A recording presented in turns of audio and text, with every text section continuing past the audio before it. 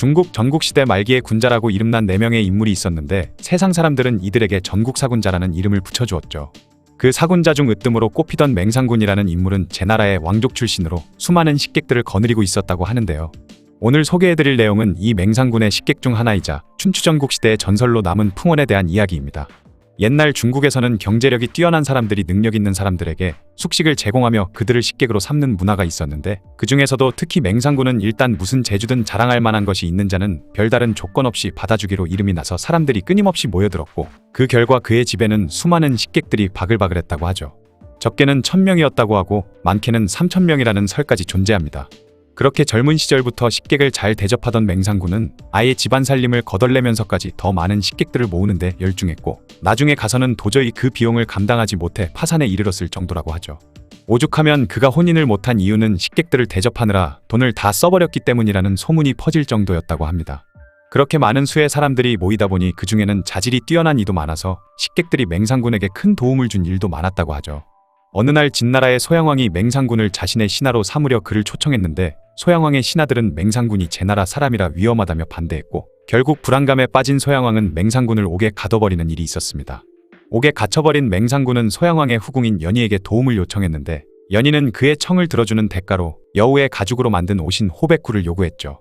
하지만 그 옷은 이미 소양왕의 환심을 사기 위해 선물로 줘버린 후였기 때문에 맹상군이 좌절하고 있을 때 한 식객이 갑자기 자신이 호백구를 구해오겠다며 자리를 벗어나서는 정말로 다음날 호백구를 들고 나타났다고 합니다.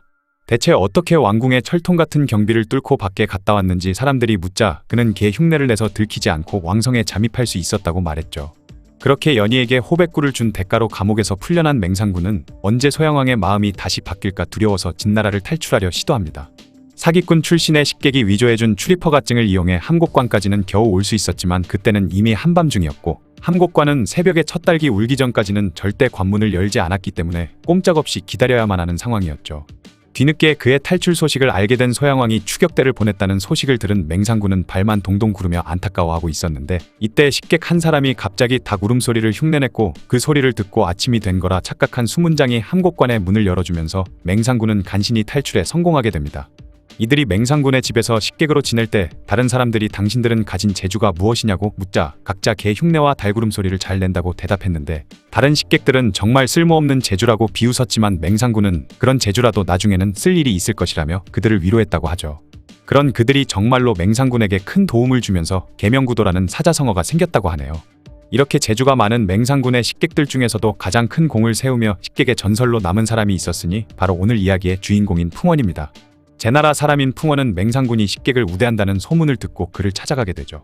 맹상군은 식객을 드릴 때마다 그 사람의 특기를 물어보는 버릇이 있었는데, 풍원은 얼굴에 철판을 깔고는 특기 같은 건 없고 그냥 그쪽이 선비를 좋아한다고 해서 그냥 이 집에서 신세를 좀 지러왔다는 뻔뻔한 대답을 했다고 합니다. 1000명이 넘는 식객을 받으며 별의별 사람을 다 경험해본 맹상군은 풍원이 그저 입만 살아있는 별 볼 일 없는 사람이라 생각하고는 그를 하급 숙소인 전사에 넣고 얼마 후 그곳의 관리인에게 풍원이 어떻게 지내고 있는지 근황을 물어보았다고 하죠. 그러자 관리인이 말하길 풍원이라는 자는 꼴에 장검을 한자로 갖고 있던데 하는 일 없이 앉아서는 그 장검에 칼집을 두드리며 장검아 돌아가자 밥상머리에 생선 한 마리가 없구나 라는 노래를 부르더라고 대답했습니다. 그 말을 들은 맹상군은 풍원을 급식에 생선이 나오는 중급 숙소인 행사로 옮겨줬죠. 그런데 얼마 뒤 중급 숙소의 관리인에게 풍원의 근황을 물어보니 그 자는 여전히 칼집을 두드리며 장검아 돌아가자 나가려 해도 술에 한 대가 없구나 라는 노래를 부르고 있다고 대답했습니다. 결국 맹상군은 풍원을 상급 숙소인 대사로 옮겨주고 외출할 때마다 그에게 수레를 제공하는 편의까지 봐주었다고 하는데요. 하지만 그런데도 풍원은 5일 뒤 다시 칼집을 두들기면서 장검아 돌아가자 여기 있어봤자 내 집이 없구나 라는 노래를 불러대서 식객을 잘 대접하기로 유명한 맹상군도 결국에는 짜증을 냈다고 합니다. 어쨌든 맹상군 덕분에 식객 중에서는 최고급의 대우를 받게 되었음에도 풍원은 1년 동안 아무 일도 하지 않는 백수 생활로 시간을 보내다가 처음으로 일을 하나 맡게 되었는데 바로 빚쟁이들에게서 돈을 받아오는 일이었죠. 당시 맹상군은 제나라의 재상이라는 신분임에도 워낙 먹여 살리는 식객이 많아서 그 돈을 마련하기 위해 자기 고향 땅인 설에서 대부업을 하고 있었습니다. 집에서 아무 하는 일 없이 놀고 먹기만 하는 풍원에게 맹상군은 빚쟁이들의 수금을 부탁했고, 이번에는 풍원도 흔쾌히 맹상군의 청에 응하며 길을 떠났죠. 그렇게 설당에 도착한 풍원은 빚쟁이들의 집을 돌아다니면서 그 중에서 이자를 갚을 수 있는 능력이 있는 사람들에게 돈을 받은 끝에 10만 전이라는 거금을 수금하는 데 성공했습니다. 그 사실을 보고받은 맹상군은 풍원에게 지금 우리 집에 부족한 게 많으니 무엇이 부족한지 잘 알아보고 그 물품들을 사오라는 지시를 내렸죠. 그런데 맹상군의 편지를 받은 풍원은 맹상군이 시킨 일은 하지 않고 그의 동의 없이 사고를 쳐버리기까지 했는데요. 풍원은 갑자기 맹상군의 빚쟁이들을 모두 한자리에 불러 모아서는 받아낸 이자 10만 전을 가지고 큰 잔치를 벌이더니 잔치가 끝날 무렵 빚을 갚을 능력이 있는 사람들에게는 반드시 일정 기간 내에 그 빚을 갚겠다는 약속을 받아냈습니다. 여기까지는 그나마 어떻게 이해해 볼 수도 있지만 그 후 풍원은 빚을 갚을 능력이 없는 사람들을 불러 모으고는 많은 사람들이 보는 앞에서 그들의 빚 문서를 모두 불태워버렸죠. 경악하는 백성들에게 풍원은 맹상군께서 여러분에게 돈을 빌려준 건 백성들이 걱정 없이 생업에 종사하길 원해서였고 이자를 받는 것은 더 많은 빈객들을 모시기 위해서였습니다. 처음부터 다 여러분들이 잘 됐으면 하는 뜻에서 한 일이었기 때문에 도저히 빚을 갚을 능력이 안 되는 사람들은 빚 문서를 그냥 태워버리라는 명을 내리셨소. 맹상군께서는 오로지 여러분을 위해서 이런 명을 내리신 것이니 절대 그분을 배신하지 않으셨으면 좋겠다 라는 말을 남겼죠. 그 말을 들은 백성들은 모두 절을 하면서 맹상군을 칭송했다고 합니다. 하지만 풍원에게 그런 명령을 내린 적이 없었던 맹상군은 그가 설에서 돌아오자마자 즉시 그를 불러내서는 따져대기 시작했죠. 내가 백성들에게 대부업을 하는 것은 내가 수입이 적은 형편에 3,000명이나 되는 당신 같은 식객들을 먹여 살리기 위해 돈을 모으기 위해서인데 10만 전이나 되는 이자로 소를 잡고 술을 사서 잔치를 벌인 것도 모자라 사람들의 차용증까지 불태워버렸다니 도대체 무슨 이유요? 이에 풍원은 일단 빚을 갚을 여유가 있는 자와 없는 자를 구분하기 위해 잔치를 벌여서 사람들을 빠짐없이 불러들일 필요가 있었습니다. 그리고 여유가 있는 사람에게는 빚을 갚을 기한을 정해줬지만 어차피 여유가 없는 사람은 10년을 기다려도 이자를 받기 힘들어 보였고 괜히 독촉했다가 도망이라도 가면 큰일이니 차라리 공의 명성을 위해서 그와 같은 일을 벌였습니다. 라는 대답을 했고 할 말을 잃은 맹상군은 결국 풍원의 말에 납득할 수밖에 없었죠. 그 후 세월이 흘러 제나라 왕의 미움을 사게 된 맹상군은 벼슬자리에서 쫓겨났고 더 이상 맹상군에게 얻어먹을 것이 없어진 식객들은 대부분 그를 버리고 떠나갔습니다. 하지만 풍원은 끝까지 그의 곁에 남아 모든 것을 잃은 맹상군에게 고향인 설당으로 가면 반겨주는 사람들이 많을 거라며 그를 설득했죠. 설에 도착한 맹상군은 정말로 그곳에 백성들이 자신을 열렬히 환영해주는 걸 보고는 크게 감동해서 일전에 공의했던 일 덕분에 아직까지도 나를 반기는 사람들이 이렇게 많다 라며 풍원을 칭찬했습니다.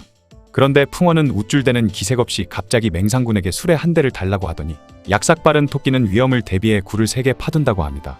이제 내가 이것 말고도 굴을 2개 더 파서 공을 2다리 쭉 뻗고 잠들게 하겠다 라는 큰 소리를 쳤죠. 풍원의 이 말 때문에 교토삼굴이라는 사자성어가 생겼다고 하네요. 하지만 맹상군은 속으로 풍원도 이제 자신을 떠나갈 핑계를 찾는 거라 생각했습니다. 그럼에도 그에게 여행비까지 쥐어주며 웃는 얼굴로 그를 보내줬죠. 그런데 풍원은 그 길로 위나라 왕을 만나러 가서는 위나라와 제나라 두 나라가 모두 강대하니 서로를 이기기가 쉽지 않지만 자신에게는 제나라를 쓰러뜨릴 수 있는 방법이 있다며 자신의 주특기인 혓바닥 놀리기를 시전했습니다.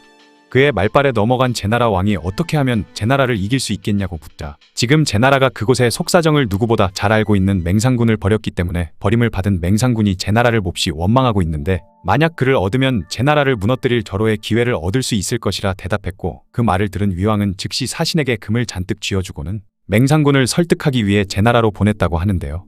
그러자 풍원은 이번에는 제나라로 가서 왕을 만나고는 당신이 버린 맹상군을 위나라에서 귀한 대접을 해가며 데려가려고 한다. 적국인 위나라에서 그를 원하는 데는 다 이유가 있지 않겠느냐? 그러니 빨리 맹상군을 다시 불러들이는 게 좋을 것이라며 왕을 설득했죠. 제왕이 확인을 해보니 정말로 금을 실은 수레가 위나라와의 국경지대에서 들어오고 있었기 때문에 깜짝 놀란 제왕은 맹상군을 다시 불러들여 원래의 자리에 앉힌 데다 1천호의 시급까지 추가로 내줬다고 합니다.